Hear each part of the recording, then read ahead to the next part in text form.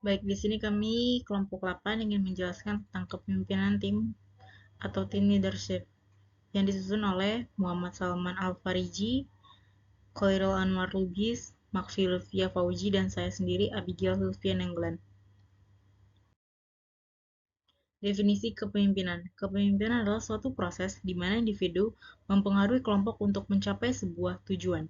Tim yang hebat adalah memiliki tujuan yang sama, terdapat kerjasama, komunikasi yang baik, serta memiliki komitmen. Kepemimpinan memberi nilai pada kehidupan kerja orang lain. Seorang pemimpin sejati harus memperhatikan karakter dan integritas, serta memiliki kemampuan dalam metode kepemimpinan, serta menunjukkan perilaku maupun kebiasaan seorang pemimpin. Dalam bukunya yang amat terkenal, Mengembangkan Kepemimpinan di Dalam Diri Anda, John C. Maxwell berkata, mengubah pemimpin berarti mengubah organisasi, menumbuhkan pemimpin, menumbuhkan organisasi.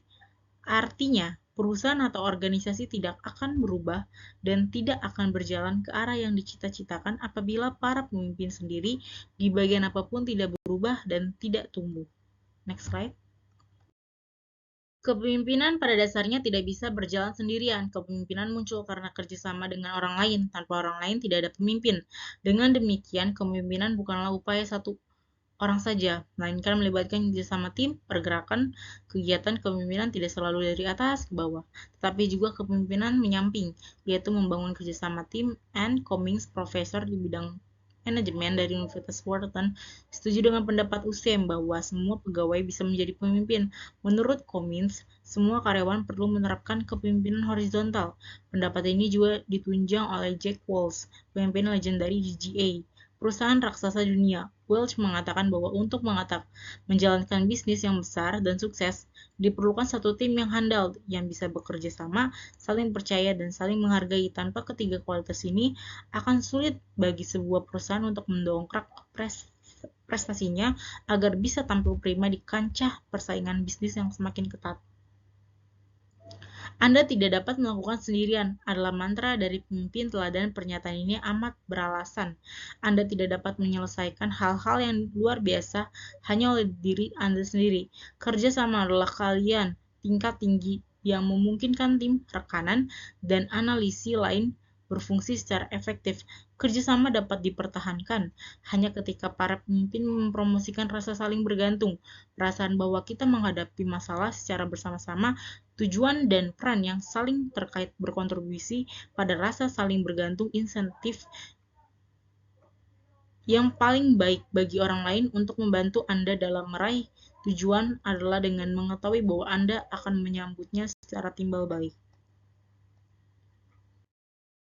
Definisi kepemimpinan tim. Tim adalah kelompok di dalam organisasi yang anggota-anggotanya saling bergantung satu sama lain, saling berbagi tujuan bersama, dan dicirikan oleh adanya satu orang yang mengkoordinasikan kegiatan bersama mereka.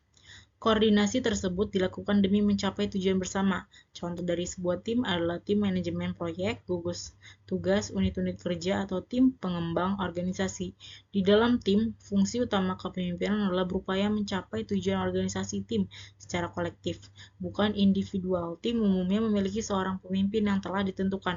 Pemimpin tersebut dapat berasal dari dalam tim itu sendiri maupun dari luar. Kepemimpinan di dalam tim umumnya digariskan ke daftar serangkaian keputusan utama, yaitu sejumlah kondisi yang menentukan kapan dan bagaimana seorang pemimpin baru ikut campur guna meningkatkan fungsi tim. Pertimbangan pertama, apakah lebih baik meneruskan pengamatan dan memonitoring tim ataukah mengintervensi kegiatan tim dengan mengambil tindakan. Pertimbangan kedua, apakah intervensi yang dilakukan lebih kepada tugas yang tengah dilaksanakan ataukah dalam konteks hubungan yang dengan anggota tim lain? Pertimbangan ketiga, apakah intervensi sebaiknya dilakukan pada tingkat internal atau di dalam tim itu sendiri, atau eksternal di lingkungan sekeliling tim? Tindakan kepemimpinan eksternal adalah tindakan yang dibutuhkan untuk menjaga tim agar terlindung dari dampak lingkungan eksternal, tetapi di saat sama mempertahankan hubungan tim dengan lingkungan eksternal termasuk ke dalam. Tindakan ini adalah tindakan yang juga umum diambil dalam kepemimpinan tim, terbagi menjadi dua, internal dan eksternal. 1. Tindakan eksternal artinya adalah tindakan yang dilakukan di dalam satu tim itu sendiri yang terdiri atas hubungan dan tugas. Yang kedua, tindakan eksternal artinya tindakan dilakukan pada lingkungan sekeliling tim. Tindakan kepemimpinan dalam tugas internal terdiri atas model yang merinci serangkaian skill atau tindakan yang dilakukan pemimpin untuk meningkatkan kinerjanya, yaitu ada 5. Yang pertama, fokus pada tujuan, yaitu menjelaskan, memperoleh persetujuan.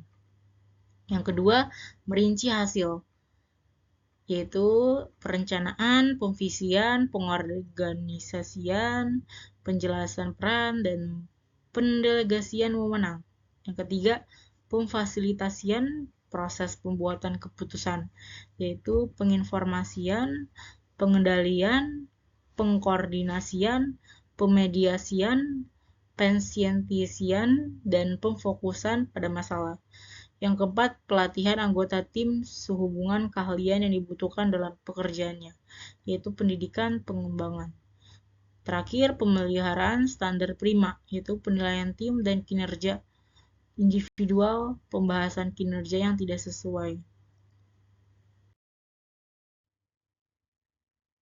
Tindakan hubungan dalam konteks internal dibutuhkan untuk meningkatkan skill interpersonal anggota tim sekaligus hubungan yang terjalin di dalam tim. Tindakan dalam konteks ini terdiri atas 12, yaitu diantaranya yang pertama pelatihan untuk meningkatkan skill interpersonal, yang kedua penguatan kerjasama di antara anggota tim, yang ketiga pengolahan konflik agar konflik tetap ada di tataran intelektual bukan pribadi, yang keempat penguatan komitmen tim, yang kelima penguasaan kepercayaan dan dukungan yang dibutuhkan oleh anggota tim, yang keenam bertindakan fair dan konsisten dalam perilaku-perilaku yang bersifat prinsipil, yang ketujuh memperoleh akses atas informasi demi membangun aliansi eksternal, yang ke-8 membantu tim yang telah terkena pengaruh lingkungan, yang ke-9 bernegosiasi dengan manajemen senior seputar pengakuan, dukungan, dan sumber daya yang perlu bagi kelangsungan tim, yang ke-10 perlindungan anggota tim dari penetrasi lingkungan internal organisasi maupun eksternal organisasi. Yang ke-11 melakukan pengujian atas indikator efektivitas yang berasal dari lingkungan eksternal, misalnya survei kepuasan pelanggan. Yang ke-12 menyediakan informasi dari luar yang dibutuhkan oleh anggota tim. Efektivitas tim terdiri atas dua dimensi, yaitu kinerja tim dan pengembangan tim. Kinerja tim mengacu pada seberapa baik kualitas tugas yang mampu dicapai oleh tim. Pengembangan tim mengacu pada seberapa baik tim tetap terpelihara sehubungan dengan pencapaian tugas-tugas tim. Sejumlah peneliti menganjurkan kriteria penilaian efektivitas tim, misalnya yang seperti ditawarkan Carl A. Frank M.J. L. A. Foster tahun 1989, yaitu apakah tim punya tujuan yang spesifik, masuk akal, dan disampaikan secara jelas. Yang kedua, apakah tim memiliki struktur pencapaian hasil. Yang ketiga, apakah para anggota tim memenuhi syarat.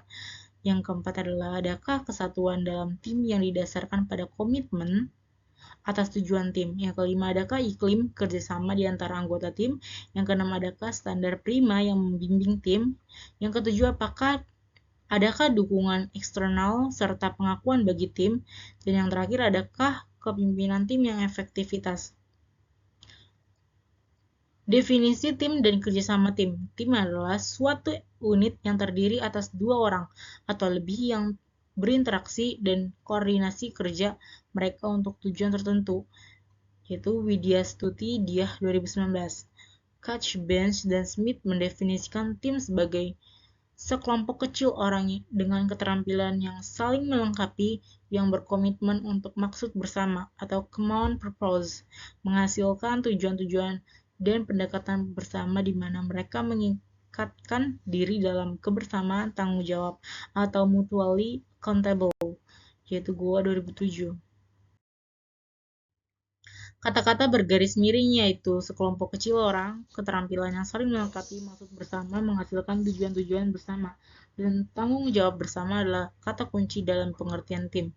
Kelompok kecil adalah dengan jumlah anggota antara 2 sampai 25 orang. Namun, jumlah anggota 5 sampai 9 orang dianggap sebagai jumlah optimal yang dapat diperoleh secara efektif dalam sebuah tim. Jumlah anggota di atas 9 orang mengurangi kesempatan saling berbicara dan berinteraksi pada anggota tim. Komunikasi kurang dapat terjalin dengan baik. Yang kedua, keterampilan yang saling melengkapi. Keterampilan yang saling melengkapi membuka peluang tim untuk mengombinasikan beragam ide dan keterampilan yang tersedia dan memberikan hasil baru yang hebat. Yang ketiga, maksud bersama. Maksud bersama tim merupakan motor penggerak sebuah tim. Maksud harus memberikan makna bagi anggota tim, baik secara individu maupun secara bersama, dan menjadi motivasi bagi para anggota tim untuk mencapainya dengan kekuatan tim. Yang keempat, ada cara menghasilkan tujuan-tujuan. Tujuan adalah kekuatan yang mendorong dan menggerakkan tim. Tujuan-tujuan harus ditetapkan secara spesifik, dilaksanakan, dan dievaluasi selama proses pencapaiannya. Hasil-hasil yang dicapai merupakan sukses kecil yang patut dihargai dan dirayakan bersama untuk membangkitkan semangat. Yang kelima, pendekatan bersama. Pendekatan bersama adalah cara para anggota melakukan kesepakatan bagaimana mereka akan bekerja dalam suatu kesatuan. Dalam kesepakatan ini bisa ditetapkan aturan-aturan kain dalam tim agar setiap anggota tim dapat bergerak dalam irama yang sama. Dan yang terakhir, kebersamaan tanggung jawab. Tanggung jawab bersama harus dikembangkan dalam kerjasama tim, yakni berbagai tanggung jawab dan rasa kepemimpinan terhadap bagi hasil yang dicapai. Tahapan membangun kepemimpinan tim.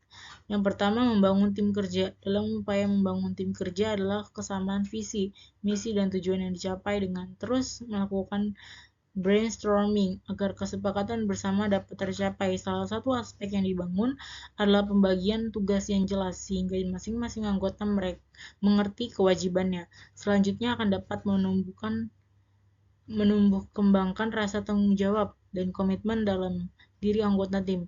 Dalam sebuah tim tetap dibutuhkan seorang pimpin yang mampu menjadi motivator dan membangun suasana kerja yang kondusif dari seorang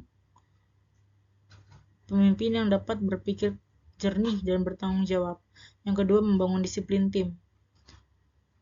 Pemimpin harus membuat perubahan pribadi pada dirinya sendiri sebelum meminta orang lain berubah. Para pemimpin sukses bukan hanya mengatakan apa yang harus dilakukan, mereka memperlihatkannya. Orang meniru apa yang mereka lihat dari sang pemimpin. Apa yang dihargainya akan dihargai pula oleh anggotanya. Tujuan pemimpin menjadi tujuan mereka. Lee Leikola berkata, kecepatan bos adalah kecepatan tim. Disiplin diri, kemauan, penguasaan diri artinya mengendalikan kehidupan. Disiplin juga diartikan membayar harga dalam hal-hal kecil agar dapat membeli hal yang besar. Disiplin adalah awal dari sebuah budaya. Yang ketiga, membangun komitmen. Komitmen yang berarti janji untuk mengerjakan sesuatu adalah sebuah karakter dalam mencapai tujuan. Arti lainnya adalah kesanggupan untuk bertanggung jawab terhadap hal-hal yang dipercayakan kepada seseorang. Komitmen tidak ada hubungannya sama sekali dengan bakat, kepintaran, atau talenta. Dengan komitmen yang kuat akan memungkinkan seseorang bisa mengeluarkan sumber daya fisik, mental, dan spiritual tambahan yang bisa diperoleh. Sebaliknya, tanpa komitmen maka pekerjaan-pekerjaan besar akan sulit terlaksana. Macam-macam kepemimpinan. Yang pertama, ada model kepemimpinan transaksional. Transaksi antar pribadi, antara pemimpin atau pihak manajerial dan karyawan. Dua karakteristik dalam model. 2. Kepemimpinan transaksional adalah Para pemimpin yang menggunakan penghargaan kontingensi untuk memberikan motivasi pada karyawan. Para pemimpin melaksanakan tindakan korektif hanya ketika para bawahan gagal mencapai tujuan kinerja. Yang ketiga, kepemimpinan karismatik. Kepemimpinan ini menekankan perilaku pemimpin yang simbolis. Pesan-pesan mengenal pertama, daya tarik terhadap nilai-nilai ideologis, stimulasi intelektual terhadap para pengikut oleh pemimpin, penampilan melampaui panggilan tugas. Yang keempat, kepemimpinan visioner. Kepemimpinan ini adalah kemampuan untuk mengkreasikan dan mengartikulasikan sesuatu yang berhubungan dengan organisasi atau unit organisasi agar dapat terus tumbuh dan terus meningkat. Dan yang terakhir, kepemimpinan tim. Menjadi pemimpin efektif harus mempelajari keterampilan seperti kesabaran untuk membagi informasi, percaya kepada orang lain, menghentikan otoritas, dan memahami kapan harus melakukan intervensi. Aspek-aspek membangun tim kinerja tinggi. Goal setting.